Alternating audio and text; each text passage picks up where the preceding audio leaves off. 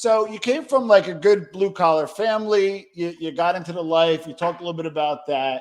When did things start to go sideways? You're making some money. You're doing okay. Was gambling your only racket, or did you dabble in other stuff, and other I'm things? not gonna lie to you. I mean, I had a lot of years where I was shy larking, not using my money. I get money for 2 points, put it out for five. We were Okay. using other people's money, and I did that for a lot of years.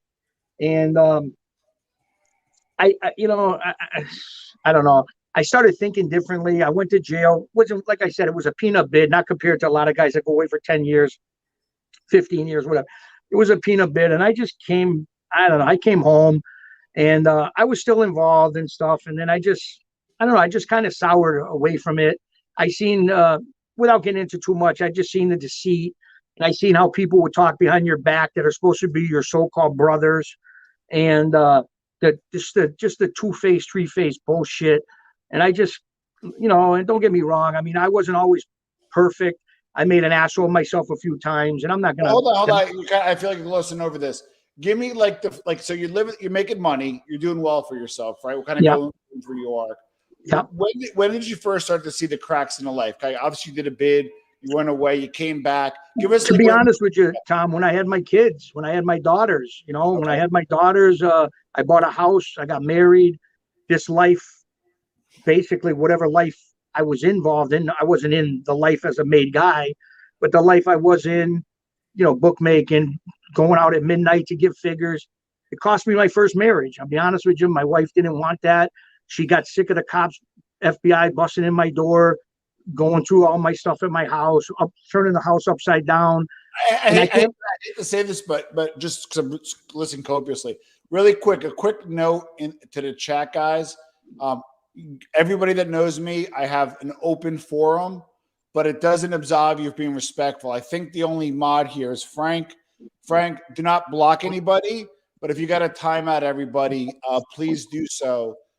This is evergreen content, so that's the reason why I don't pull up a lot of the chats and get involved with stopping and doing this, because this can be seen for the next few months, hopefully for a few years. So just Frank, do what you got to do. If you got a timeout, I trust you.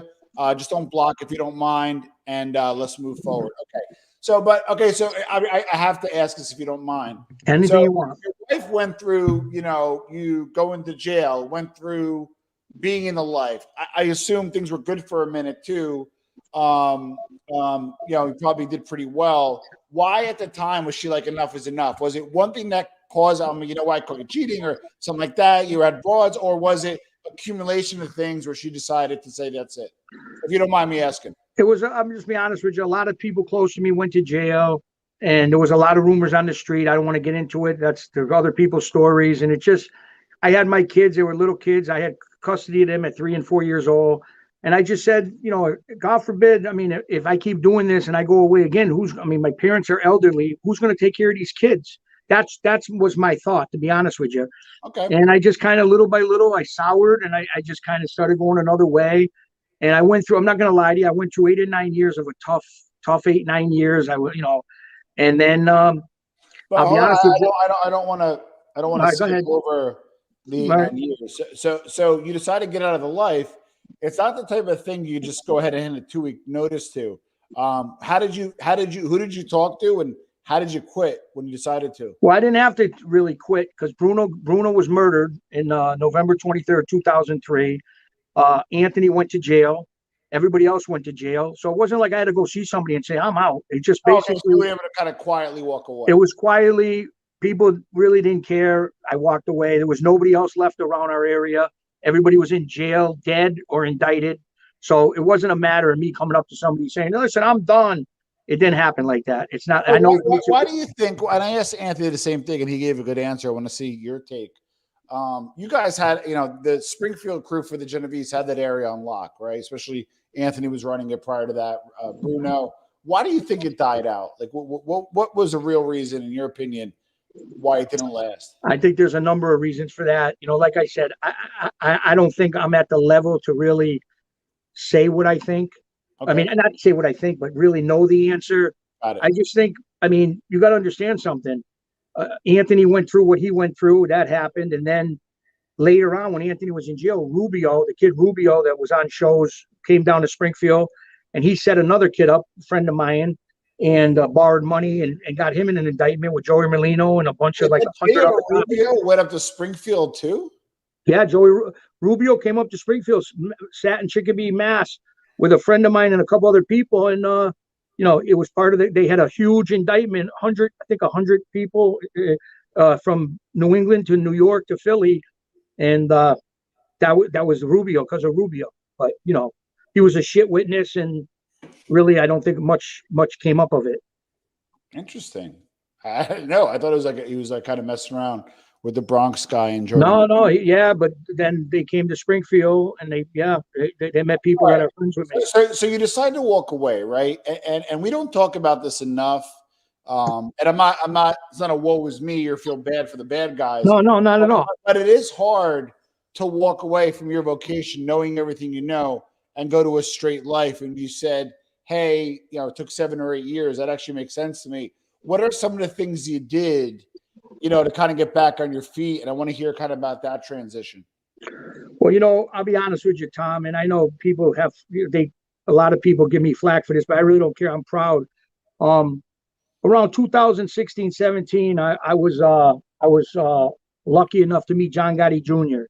And I'm not to get into too much, but he helped us out a lot. A couple guys in my area. One guy, Brian Hoyle, did 18 years in prison for extortion. Yeah. Another guy, Damien, he was an MMA fighter. Damien and I are friends, and he's a fan. No, I don't say fan. I mean, that's not the right word. Sorry. He's a friend of the show. He's a friend of the show. I consider him a friend, and Damien's a good dude, in my opinion. Absolutely, and I appreciate that. And like I said, we met John Jr. around 2016. He was out of the life, and we hit it off. I'm not going to lie to you. We hit it off. We got along. Okay. We went out to Long Island several times, ate dinner with him. He's a gentleman of a guy. I know people talk about him. The guy's a gentleman of a guy. And like I said, a lot of people on your show, I noticed several weeks ago, you had a guy on your show bring up the 302. Let me tell you something. Let me say 6 words that is, in my opinion, of that. It was the best legal strategy move in history. What he did. Okay. He beat 5 trials in less than 3 years, and he walked away to be with his family. That guy, they should have a statue of him in Howard Beach. That's what they should have for him. Not this bullshit on YouTube bad-mouthing the guy, but that's my opinion only. Hey, but that's either here or there. But he opened some ground for us. Damien and Brian was in Witsec Mafia, which will be coming out next year. I know people say, oh, Jesus Christ, it's going on 5 years. It's definitely coming out. They shot in Miami last year in November. They went down and shot Witsec Mafia. I couldn't go because I was under the new federal indictment. So, but other than that, we met some good people through him. And last November, before Thanksgiving, I was in a movie. I was supposed to be an extra, me and Brian Hoyle. Damien was there too, but he got COVID, so they said you had to leave. So in Hartford, Connecticut, we shot the Willie Pep movie, the Willie Pep boxer, professional boxer. James Matteo plays the lead. He was in Band of Brothers, a lot of movies. He's a great actor from the Bronx. And we end up getting, we were supposed to be just guys that are in the audience that get passing the camera. We end up getting talking roles. So we got a message like 2 months ago, Chicky and Brian, you guys made it, last cut, you're in it, you got speaking roles. I mean, that's huge. We never win. This is a movie. This is not like a TV show. This is a movie in the screen. So I'm blessed with that. And then next year we got a lot of good projects coming. So I'm blessed, Tom, as far as the future. Okay. And I go on YouTube and I go on people's chat and I do different things. All right, I gotta ask you some direct questions and thoughts. So you said anything you want. Nothing's out of bounds and that kind of stuff. Anything you want. So the first thing is some and like a decent amount of people, and this is not talking about anybody in specific. Anything you want. I know. I'm talking the macro, the anything you want. The bleacher seat view, right? From different sides, not just like, hey, right? Yeah. A lot of people have a hard on for you. Why do you think? And I don't want to hear why they shouldn't have a hard on for you. I want you to wear their hat. And why do you think some of these guys have a hard on for you? In my opinion, yeah, because they want to be the only star on YouTube. And okay. I'm not a star. I'm far from it. Far from it.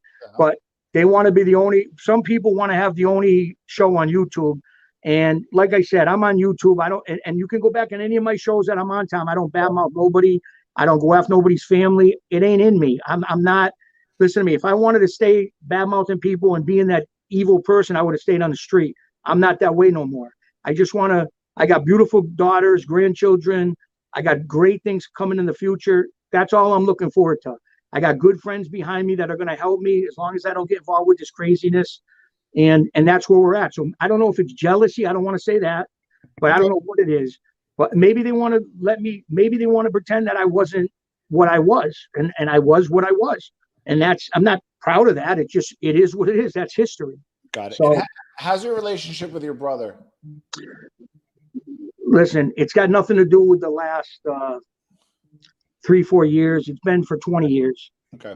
I don't want to get into it, but it is what it is. I wasn't meant to ask in a disrespectful way. It's just no.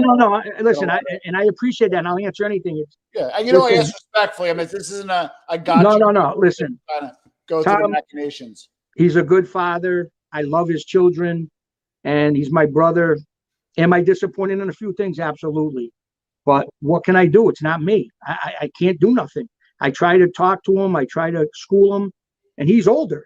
But it is what it is. He's my brother, and it is what it is. I don't know what to tell you. Got it. All right. And then when you got arrested the last time, it's alleged that your nephew, they had him pegged as like the head of the Latin Kings from like Springfield all the way to Florida. Can you kind of expound upon that a little bit? I wasn't in the indictment. December 5th, 2019, the FBI called it, not me, the biggest FBI takedown in history.